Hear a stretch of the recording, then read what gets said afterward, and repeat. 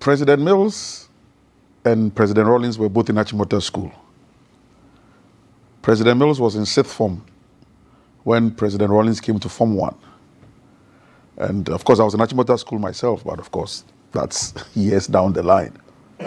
But if you know Achimota School, Cadbury House and Gaggisburg House. So President Mills was in Cadbury House and President Rawlings was in Gaggisburg House. So just adjoining houses. 6th former Form 1. President Mills was in the cadet, and so much senior. But long and short, as fate would have it, President Rawlings became president. And in 1996, when he was looking for a running mate, the lot fell on Professor John Nicholas Atta-Mills.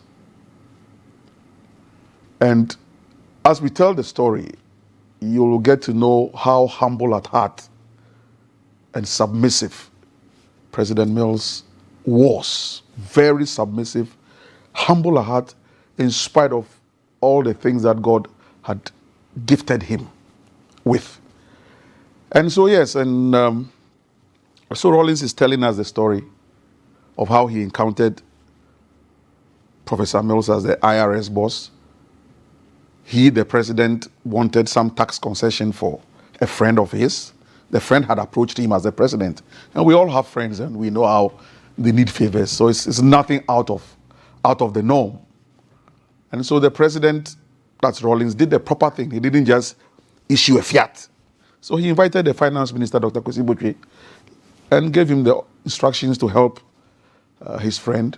Of course, a year plus down the line, and this is President Rawlings telling me this story.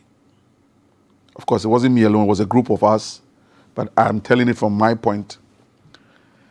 And so, when his friend informed him, the president, that still the concession hadn't been given, the president invited Dr. Kwesi Botwe. And according to President Rawlings, Dr. Kwesi Botwe told him that it had nothing to do with the finance ministry. It had all to do with the boss of IRS, who was refusing to grant the tax concession. Now, interestingly, both President Mills, or for that matter at the time Professor Mills and Professor Kwesi Botwe, or Dr. Kwesi Botwe, were classmates in the university. They were all in the same faculty, the law faculty, from first year to final year, before through to Makola. Then they both split. One found himself SOAS, Stanford, the other one, I think, Harvard, Yale, whatever. And they all came back, lectured. But of course, President Mills remained lecturing for a longer period. And so the finance minister, Kwesi Botwe, had to now take the IRS boss to the president, Rawlings, and for him to explain himself why he wasn't granting the concession. And Rawlings was telling us, or telling me, how he, Rawlings, tried everything in his Rawlings book to intimidate this IRS man. Everything. The IRS boss will not budge. So President Mills, or Professor Mills, just kept looking at him, Rawlings. And Rawlings told us how, for the first time in his whole life, he, Rawlings, had to disengage from an eyeball to eyeball contact with a fellow human being. That all his life, he, Rawlings, will look at you till you disengage.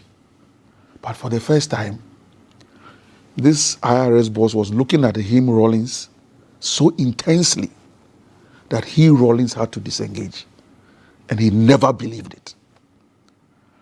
And after all his antics, the man just stayed calm, looked at him, Rawlings, and said, "Mr. President, you are the president of the Republic. Don't worry. Your friend will get the concession. But before that concession is given, immediately I step out of here, I'm resigning as the IRS boss. So you can give all the concession you wish. Because if I should give that concession to that individual, it defeats all the reforms that I've introduced into the tax regime of this nation.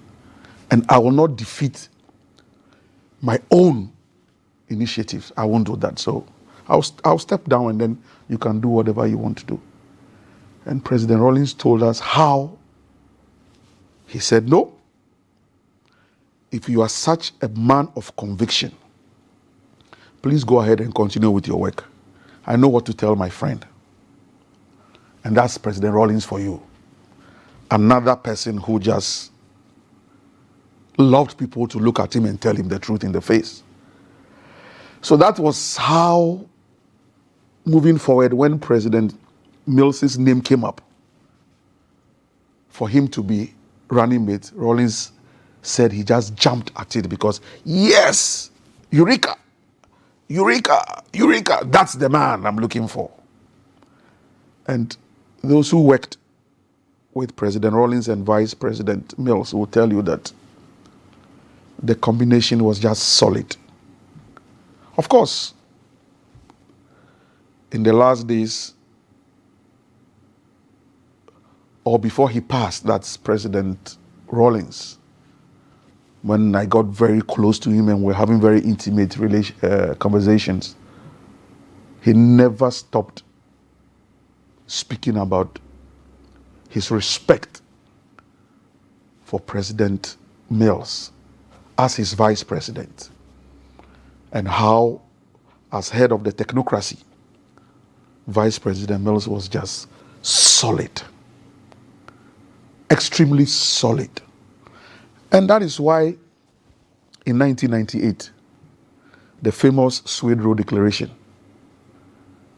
President Rawlings was able to stand before everybody in 1998 and declare that if my vice president will contest to lead the NDC into the 2000 elections, I will support him.